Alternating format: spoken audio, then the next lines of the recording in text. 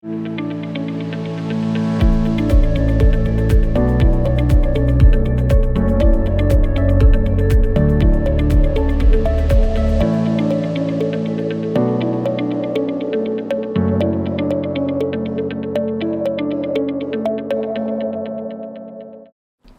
bienvenidas, bienvenidos a una nueva edición de Hablemos de Salud, este programa que preparamos desde la Unidad de Comunicaciones del Hospital Fricke para el mundo.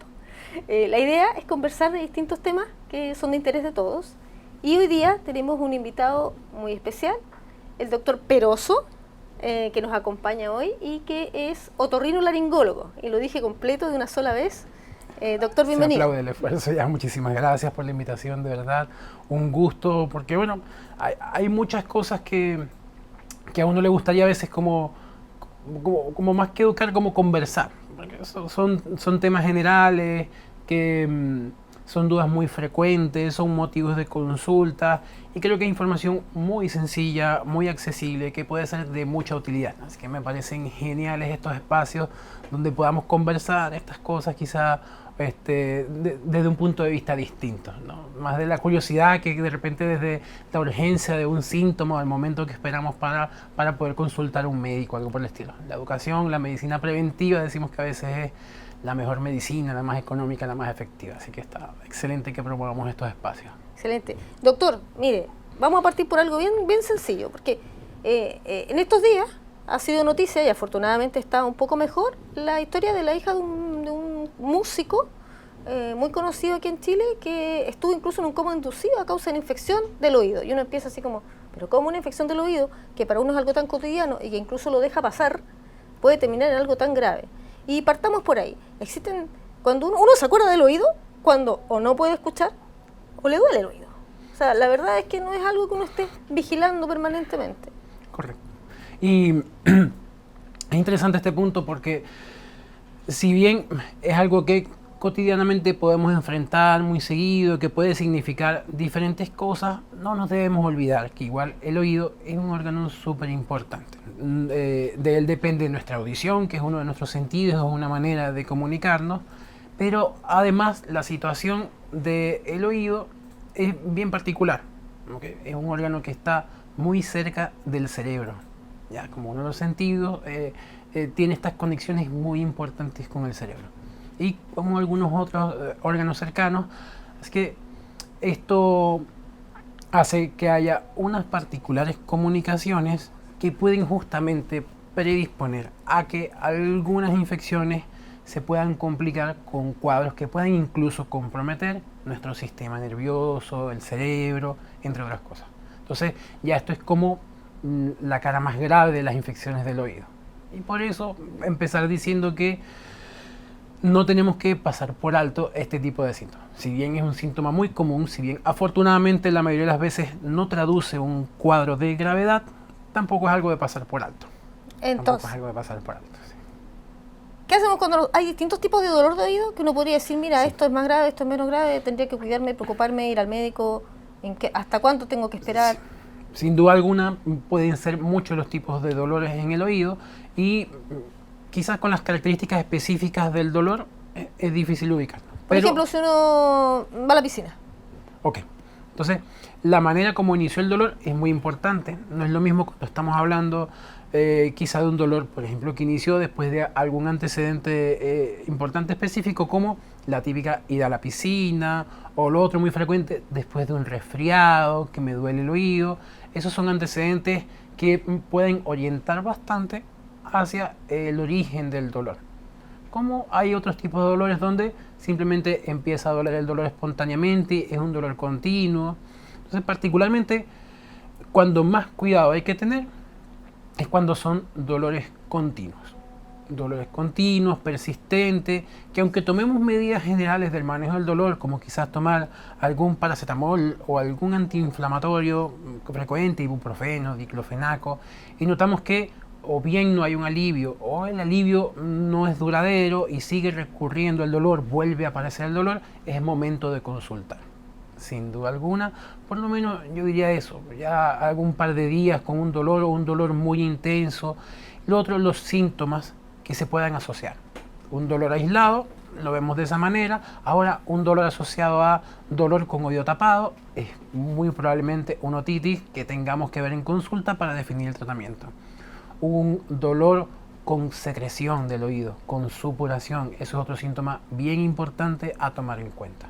¿Con fiebre?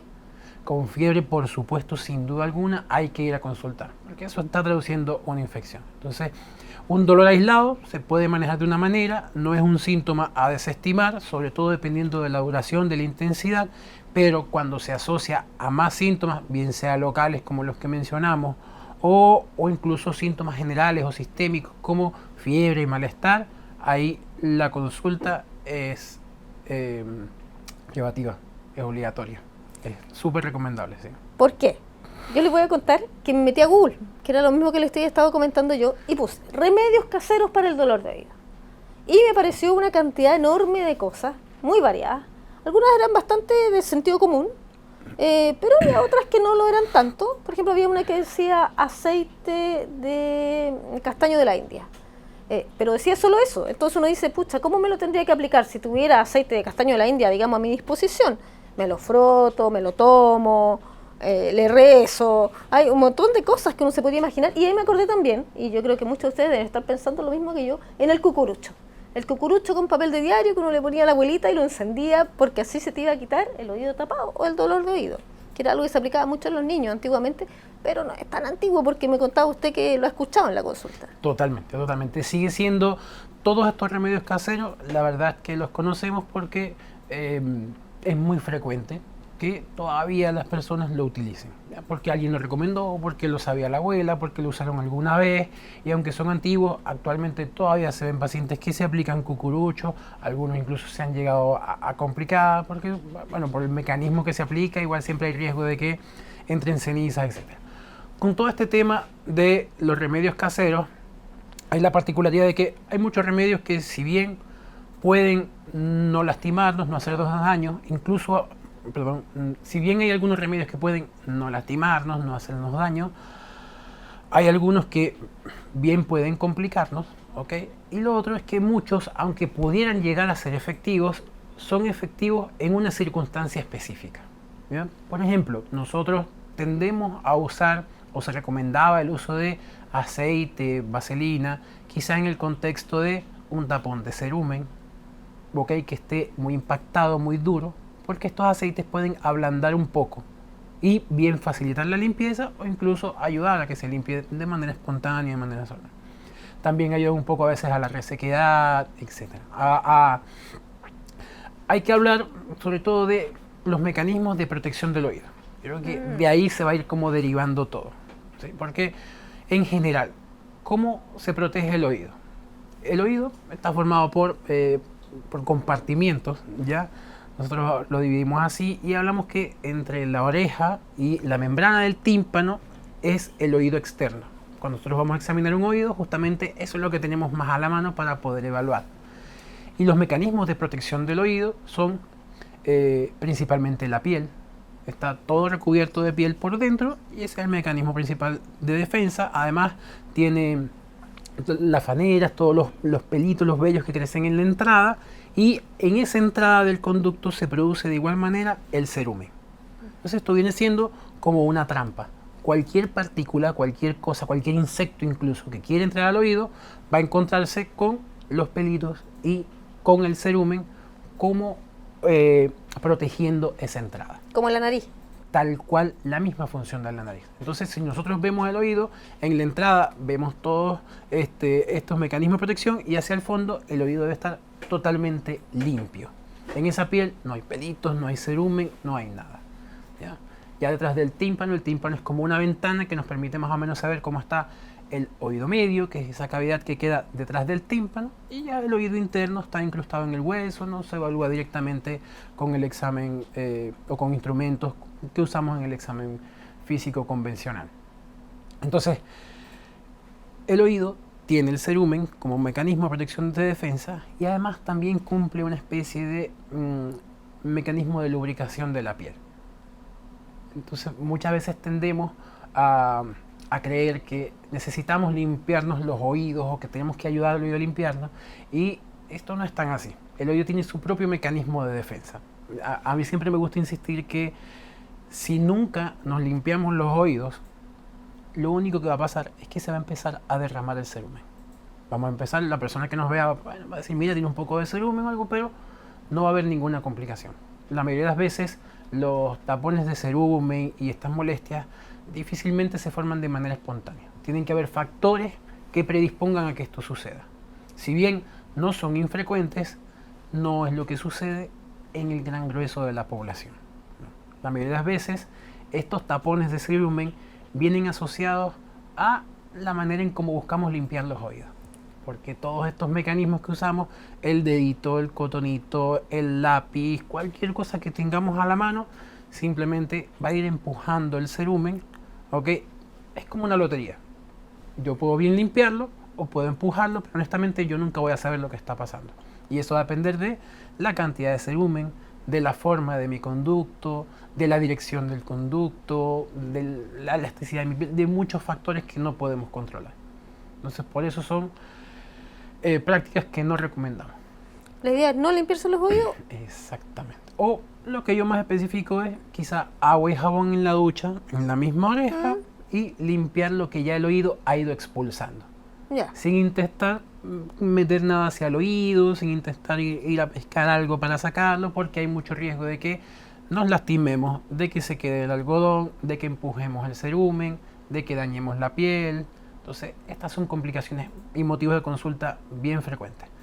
Disminución de la audición, nos encontramos con un tapón que pudo haberse favorecido por el uso de cotonito.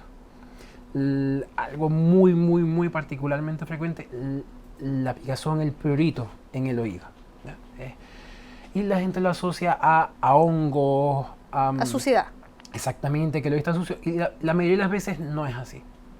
El hongo, particularmente la otomicosis o las infecciones por hongo en los oídos, se dan sobre todo en el contexto de humedad. Tiene que haber algún factor que genere humedad y en esa humedad se favorece entonces el crecimiento de los hongos. ¿Ya? Y, por ejemplo, una persona que no se seque las orejas. No, una piscina que haya quedado, cuando hay tapones de cerumen, eso favorece a que se genere humedad. La misma manipulación daña la piel inflamada produce materia, ¿okay? O se produce una infección y sobre esa secreción, producto de la infección, crecen hongos, o sea, a veces simplemente sobreinfectan una bacteria que ya estaba ocasionando una infección. Entonces, la mejor manera de cuidar el oído es dejarlo que él se cuide solo. Sí, muchas veces intentando ayudar podemos más bien complicar un poco. Entonces, cotonitos, eliminarlos. Nada de cotonitos en la casa, es la mejor recomendación. Es mucha la tentación de tener algo a la mano. Y siempre se dice, no, pero es que yo solamente lo uso por encimita, yo no lo voy muy hacia adentro porque me da miedo. No, es difícil controlar hasta dónde es encimita, hasta dónde es muy adentro. Porque uno no se ve. Porque uno no se ve. Así que lo más conveniente es simplemente ir limpiando. Pero es que yo produzco mucho cerumen. No hay una cantidad de cerumen que consideremos de cuidado, que consideremos patológico o que se pueda estar manifestando una enfermedad. No, la cantidad de cerumen no define la calidad de nuestro oído, ni de limpieza, ni mucho menos. No existe el estándar, digamos, de... No existe, tal cual. Eso sería. Así que eso. Y también pasa que se va formando con el uso del cotonito una especie de círculo vicioso. Al mantener el oído muy limpio, se empieza a resecar, porque se pierde esa función de lubricación que cumplía el cerumen. Se forma una piel muy reseca, como está muy reseca, como se hace una especie de dermatitis, empieza a picar más. Como nos pica más, buscamos más cotonitos para rascarnos más y ahí se forma el círculo. Ya, nos rascamos, nos pica, nos rascamos, no se reseca más, nos pica más, nos rascamos más, se reseca más. Incluso sale piel seca. Ya cuando salen estas costritas, como una caspa incluso que lo describen los pacientes, ya esa es la expresión máxima de resequedad. Te lo estás haciendo muy mal. Tal cual. Y ahí una de las principales medidas es evitar el uso de cotones. Dejar que el oído otra vez tenga sus mecanismos de lubricación, de protección, y eso va a ayudar a que vayan disipándose los síntomas. La mejor manera de rascarse el oído, esa es otra pregunta bien frecuente, no metiéndose nada al oído. Intentando quizás por afuera, aquí mover un poquito los cartílagos sin pasar a lastimar. Tampoco es que hay gente que va y lo hace como de manera muy vigorosa, no es la idea tampoco. Pero esto Nunca va a ser igual de satisfactorio que un cotonito, la verdad, pero no es nada riesgoso. Así que no vale la pena. Claro, No es vale como la la sensación nomás pena. Sí. de la limpieza. Oye, y un dato curioso, ¿sabes que cuando uno revisa la caja de cotonitos está especificado que no se deben usar en el oído? Pero nadie pesca nunca, ni nadie lee, así que es Porque complicado. porque uno dice, bueno, se usan para eso. ¿Son para eso? Entonces, ¿para qué son? Es la primera pregunta. Pero entonces, si el cotonito no es para el oído, ¿para qué es? Bueno, entiendo que es para quitarse maquillaje, para muchas otras aplicaciones, pero en la caja está especificado que para el oído definitivamente no son. Y si no son para el oído de uno, tampoco son para el oído de los niños, que también es... Menos todavía, sí. Sí. En niños es muy frecuente la mamá que quiere que el niño esté muy limpio y por eso hace con cotonito. Y la verdad es que obviamente la mayoría de las veces es por desconocimiento. Es por desconocimiento que se hace esta práctica. Nadie lo hace buscando hacer nada malo, pero sí es por desconocimiento. Por eso es importante recalcar que el oído tiene sus mecanismos naturales de limpieza y no debemos interrumpirlo. Yo tenía un docente, siempre recuerdo con mucha gracia, que le decía a sus pacientes que los oídos se limpiaban con los codos. Ya. Entonces, era una manera en la que ilustraba quizás la mejor manera de intenten no tocarse los oídos. Va a ser a largo plazo lo más beneficioso. Sí. Pero aún si uno se cuidara, o no utilizara, no se limpiara los oídos, digamos, y los mantuviera así al natural, que es como sería lo ideal, se tapan los oídos. A veces se tapan, por ejemplo, durante la noche, a veces se tapa también cuando uno viaja por diferencias de presión. Bueno, se tapa también en la piscina. Hay distintas razones por las cuales se tapan. ¿Qué hay que hacer cuando uno tiene el oído tapado? Porque hay muchas recetas que hay que masticar chicle, que hay que tomar agua. Bueno, también ver el contexto en el que se tapa el oído es súper importante. ¿Okay? Esto del típico mecanismo que mencionaste de cuando se tapa el oído quizá por una diferencia de presión, cuando estamos en altura, bien en una montaña, en un avión o algo por el estilo, efectivamente esto se debe a que se alteran un poco los mecanismos de ventilación del oído medio. Te hablaba que el tímpano justamente estaba como sellando una cavidad. Okay. Esa cavidad contiene los huesecitos y se encarga de aumentar el volumen del sonido.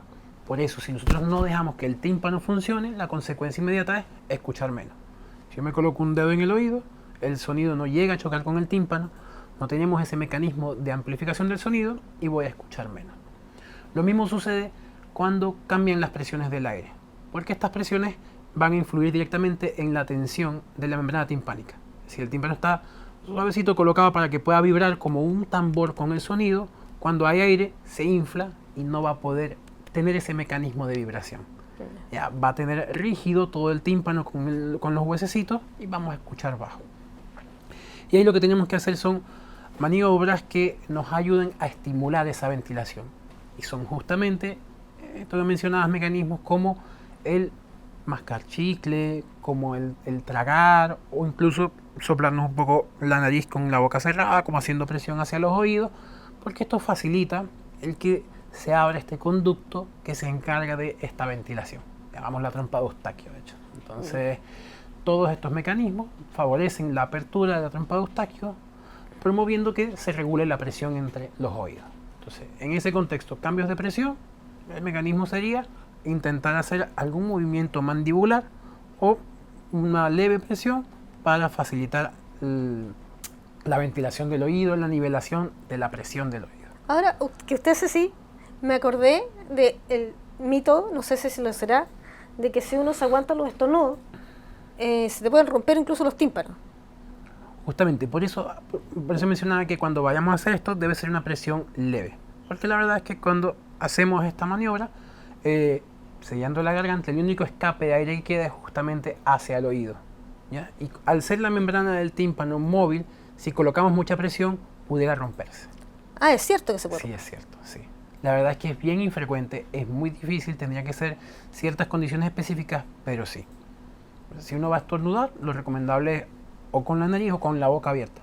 Pero intentar taparse absolutamente todo puede dirigir la presión al oído y eso pudiera llegar a lastimar el tímpano. Es poco probable, tienen que haber unas condiciones específicas quizá en la persona, pero sí puede suceder, por eso no es una práctica recomendable. ¿Y eso genera sordera? La ruptura del tímpano sí. Porque la ruptura del tímpano justamente va a va a deteriorar esta capacidad de conducción del sonido de la que hablábamos. Lo mismo que colocarse un tapón, cualquier daño que sufra el tímpano, el oído medio, los huesecitos, entre otras complicaciones, van a causar una disminución de la audición, una sordera, una hipoacusia. ¿Cuáles son los remedios que se usan, por ejemplo, cuando uno tiene una infección, por ejemplo, o tiene algo al oído? Okay. Porque dice que hay distintos tipos, hay gente que usa paracetamol, hay gente que...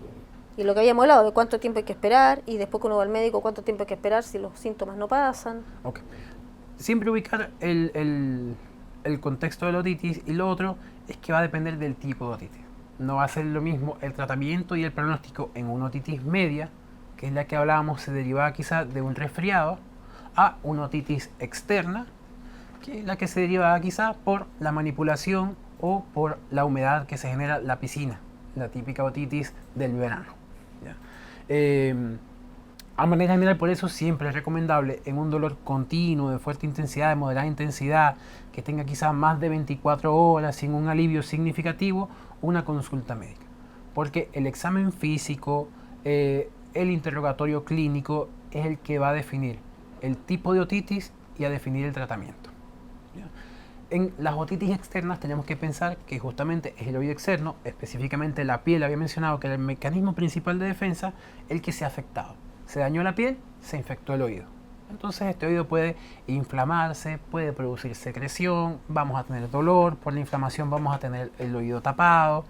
Generalmente nos duele si nos manipulamos un poco la oreja porque vamos a estar modificando toda esa zona inflamada o estimulándola, ¿ya? Y en ese caso, dependiendo de las condiciones, muchas veces el tratamiento son gotitas principalmente con tratamiento local, pero si hay mucha inflamación podemos depender igual de medicación oral para mejorar la permeabilidad, el estado del conducto y que incluso las gotitas puedan llegar a hacer un efecto. Al contrario, en el caso de las otitis medias, la típica otitis del invierno, por ejemplo, estamos muy congestionados, se nos tapó el oído y nos empezó a doler. En ese caso, tiende a generarse la infección en el oído medio, detrás de la membrana del tímpano, ¿ya? Así que en ese caso las gotitas, por ejemplo, no atraviesan el tímpano y es muy poca la utilidad que tienen.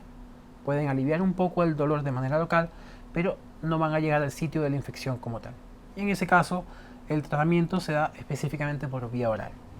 Entonces, puede variar mucho el tratamiento de una otitis a otra. Puede haber incluso un componente mixto, una otitis que tenga un componente de otitis media, de otitis externa. Cuando hay humedad o secreciones en el tímpano, muchas veces nos encontramos un tapón, que es lo que está facilitando la humedad y predisponiendo. Entonces, hasta que no limpiemos ese tapón, no vamos a solucionar por completo. Muchas veces forman tapones de la misma supuración, la misma materia que se ha juntado en el oído, y es necesario poder eliminar toda esa secreción, poder limpiar el oído para garantizar una adecuada recuperación. Son pacientes donde a veces damos un tratamiento en vía oral y a la semana, a las 2 semanas, vuelven a pesar de haberse mejorado, vuelven otra vez con la infección. Que no se dieron las medidas de cuidado y de limpieza que correspondían para ese caso. Yo he visto que mucha gente dice, ¿sabes qué? Escucho poco o tengo los oídos muy sucios, voy a hacer una limpieza profesional. O sea, va donde un profesional que realiza la limpieza del tapón y siempre encuentran un tapón. Obviamente es poco común que no encuentren nada. Encuentran algo y lo limpian. ¿Es recomendable hacerse eso cada cuánto tiempo o en realidad no? Salvo que uno sienta que no escucha bien. Yo recomendaría sin duda alguna esperar primero algún síntoma, sobre todo en el contexto, hablando de esto, de un tapón. ¿Es necesario o yo recomendaría a la población en general un chequeo de oídos a ver si tienen un tapón? No. A menos que, ojo, tengamos algún tipo de estas prácticas que había mencionado antes que pudieran predisponer a que se formaran tapones. Pero espontáneamente no deberían por qué formarse tapones. Vuelvo y repito, si hay pacientes que les sucede, común en pacientes de edad, quizá se ha deteriorado un poco la capacidad de la piel para el recambio, entonces ese mismo recambio de piel es el que favorece la expulsión de cerumen. Entonces son pacientes que ya no botan mucho el cerumen, lo producen y lo juntan por ese envejecimiento, resequedad de la piel. Pero si no es el contexto, la verdad es que no es recomendable acudir netamente por una limpieza de oídos si nunca lo hemos hecho. De todo modo, en las consultas que hagamos generales no está de más una revisión de oídos, es parte del examen físico general que hacemos y puede complementar mucho la evaluación en caso de tener dudas. Pero yo recomendaría la limpieza de oído en el contexto de un paciente que tenga dudas de esa audición. Entonces solamente hay que preguntar en el control de niño sano nomás. Sí. Ya. Sí. Eso Sí. debería ser suficiente, por lo menos para descartar o no la presencia de un tapón. Sí. Y tengo otra consulta para usted. Porque me Todas puse a las que pensar en eso de los tapones y me acordé de los tapones que, de hecho, yo lo he visto harto más, digamos, en el contexto cuando uno va a viajar, se pone tapones. Hay gente que se acostumbra porque su pareja, por ejemplo, ronca mucho y usan tapones. ¿Es recomendable el uso de tapones? Bueno, De oído cuando uno duerme, por ejemplo. Bajo ciertos contextos, estos pueden ayudarnos un poco, ¿sí? Pero muchas veces lo que sucede con estos tapones, yo igual sugeriría que sean bajo recomendación médica. Porque el tapón también es un dispositivo que va a estar en constante roce con la piel. Y el uso diario, uno, puede favorecer a que se empuje el cerumen, va a hacer un efecto similar al del cotonito, por ejemplo. ¿Ya? Y dos, va a mantener la piel siempre en roce, en contacto. Entonces, a mediano o largo plazo, pueden también generar un poco de resequedad y empezar a un oído que empieza a picar mucho, a generar prurito en el oído. Entonces, pasa lo mismo con usarlo como de manera diaria, quizás no es lo más recomendable. En ese caso, que uno tuviera, puede ser un poco más incómodo, pero incluso considerar usar tipo orejeras, bueno, porque igual lo mismo con audífonos. Muchas veces hay preguntas, el uso de audífonos, ¿hasta qué punto puede o no ser dañino para el oído? Bueno, primero con respecto al oído como tal, a la piel, al conducto, va a depender del tipo de oliva. Entonces, estos audífonos o tipo auriculares que van dentro del oído deberían ser cómodos, no deberían generar molestias. Si notamos que después de usarlos empieza a resecar la piel o a formar costras o lesiones, probablemente haya que cambiarlo. Y en ese contexto siempre va a ser más recomendable usar audífonos o tipo cascos. Estos audífonos, la verdad, es que son totalmente seguros para el pabellón auricular, para el oído. Lo otro es la regulación del volumen, ya eso es un tema distinto, ¿sí? Porque el daño que genera en la audición la exposición prolongada a ruidos fuertes es distinto. Se mide ya a través de exámenes de audiometría, por ejemplo, donde se puede justamente ver cómo la exposición a ruido fuerte puede ir deteriorando nuestra audición. Ya, cuando hablamos de exposición prolongada, ¿de qué estamos hablando? Porque una cosa es una persona que trabaje, no sé, con un taladro en el cemento en la calle, que tiene que tener unas protecciones especiales porque efectivamente está expuesto no solo al sonido, sino a la vibración. Y otra cosa es la persona que va en el auto o en la micro escuchando con los auriculares. Generalmente la exposición a ruidos tiende a darse sobre todo en contextos laborales. Los ruidos a los que nos exponemos normalmente, una conversación, se manejan en un rango de intensidad del sonido que podemos manejar sin que nos genere ninguna molestia. Ya cuando nos excedemos de ese rango de sonido, ¿ok? Ahí es cuando se pueden presentar estos daños auditivos a largo plazo. Y eso es difícil que sea en el contexto, simplemente si nos exponemos una hora dentro del auto, es poco tiempo, la verdad. Ya tendría que ser quizá que vayamos por una zona de construcción donde además hayan taladros, maquinarias, como para que sea una intensidad verdaderamente notoria que pueda dejar algún tipo. Entonces, se ve más que todo en un contexto laboral. Personas que han trabajado con maquinarias, con equipos, que han ido exponiéndolos constantemente a ruidos por encima de lo que deberíamos tolerar. Bueno, doctor Domingo Peroso, ¿no? Le queremos dar las gracias por habernos acompañado hoy en el Hablemos de Salud. Estuvimos hablando mucho del oído, de las complicaciones que pueden tener, de cuándo tenemos que ir al médico y qué tenemos que hacer sobre todo para no limpiarnos los oídos, que parece ser la recomendación más importante para todos. Tenemos mucho más de qué conversar porque los otorrinolaringólogos ven mucho más cosas además de los oídos. Así que seguramente lo vamos a dejar invitado para otro programa. No, ya nada más del oído faltó mucha información, así que con gusto. Vamos a tener que hacer una segunda y una tercera parte incluso porque inquietudes hay muchas. Así que los dejamos invitados para otra edición de Hablemos de Salud, donde seguramente vamos a hablar de temas tan interesantes como este. Nos despedimos en este momento, pero los invitamos, por supuesto, siempre a seguirnos a través de nuestras redes sociales, por YouTube, Instagram y Facebook, por donde se transmite nuestro programa. Hasta luego. Hasta luego.